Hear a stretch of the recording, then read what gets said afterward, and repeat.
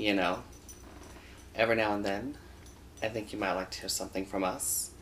Nice and easy. There's just one thing.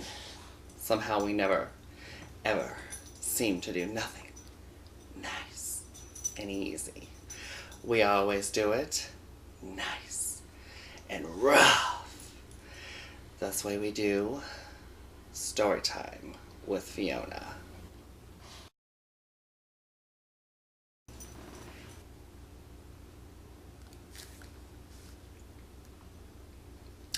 Hello everybody, this is Fiona Foxfire with Fiona Found a Mic. And I'm actually in the studio today, as you can see, and I'm going to tell some stories. This is going to be called Story Time with Fiona. Taylor's in the background doing research. Yes, research. So, let me tell you a story, boys and girls. Once upon a time, there was a gay boy, and he was on a website. And it was all for boy-on-boy action. So this boy says, "Sir, can you come over?" And he says, "Sure." But he says, "I'm a little overweight." Well, what's a gay boy in distress to do? So I said, "Come on over, bitch." Okay.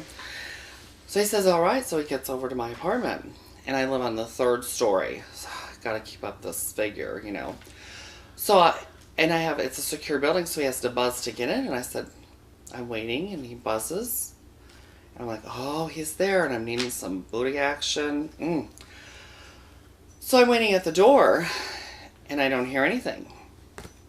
And then I still don't hear anything. And I've been down this road before. And that's another story that you'll hear some other time. So as I'm deciding, you know, I have nothing on but my shirt, no panties or anything. And I got a little wood going on. Okay, because it's been a long time since I had any backdoor action, if you know what I mean. So I'm ready to go. I mean, foreplay is great for those people who want it, but I didn't want it then.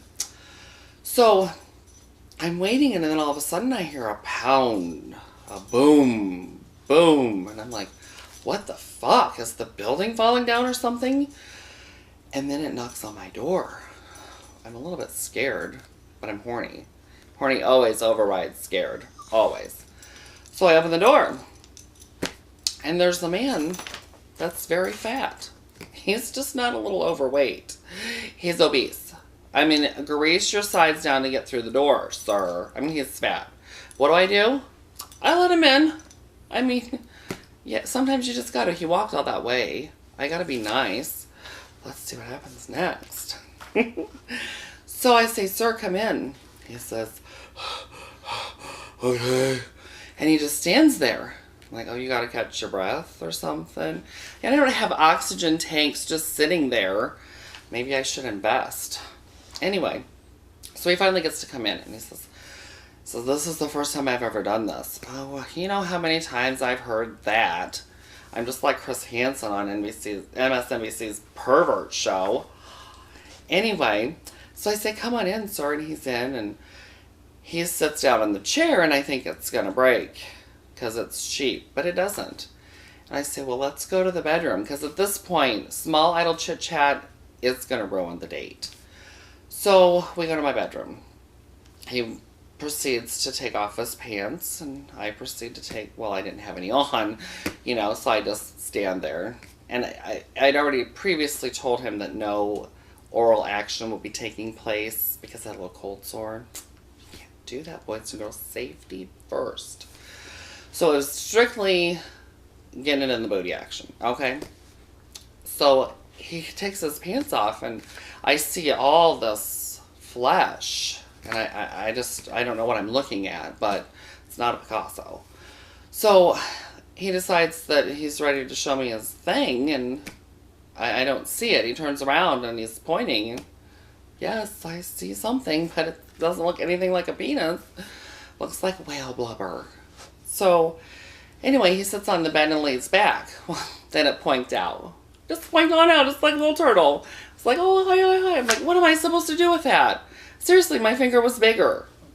That's depressing. He didn't have this sharp little thing on the tip, but I'm like, what am I supposed to do with that, sir? Let's find out. So I say, well, I'll have to get it hard. And I start to stroke it. It's very hard trying to get a man hard enough for a condom with 3 fingers. Why bother? But he walked all that way. I had to do it. So we finally decide that he's hard enough. So he stands up and it becomes an innie. It just like went, shoo. I'm like, where'd it go? It's like, surprise. Oh, surprise. So I just think I'm going to get on my fours. I get on all fours on my bed. He gets condom. He gets it on. He goes to put it in and it doesn't reach. It just simply doesn't reach. What are you supposed to do? I'm like, sir.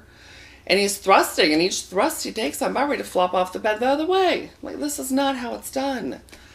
So I said, you lay down again, and I'm going to have to back up into you. Fucking, oh, can I say that? Okay, good fucking A. Had to ask for the producer's input on that. Little bloopers. So he lays on the bed, it points out, and I barely back into it. And he's like, oh my God, that feels so good. I'm like, what feels good, sir? You're touching my butt cheek. I mean, it's not in anywhere. It's just flesh on flesh. No, because he had a condom on. It's plastic on flesh, rubber, whatever they make them out of. I buy the flavored ones sometimes. Safety first. So I finally am able to get a little bit in, and then it goes in farther, and I'm like, thank God, but I barely felt anything. But you know how hard that is? And he wanted to keep going and going and going. I'm like, you get 3 minutes. If you ain't done in 3 minutes, I'm done. I just stood up. And he's like, oh, you gotta go. At this point, you just gotta go. Because let's find out if it happened. No, it didn't. You need to take your fat ass and get the hell out of my apartment. Okay? Because you're not just overweight. You're tundra. No, what's the whale? Whale. I don't know. Flipper. No, that's probably a dolphin. I don't know. You're fat. Get out. Anyway, we hope you have enjoyed Storytime with Fiona. If you'd like to catch more of my stories, please visit me at www.fionafoundamike.com. And until next time, have a great day.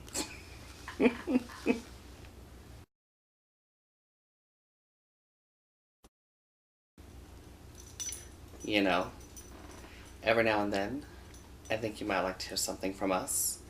Nice and easy. There's just one thing. Somehow we never, ever seem to do nothing nice and easy. We always do it nice and rough.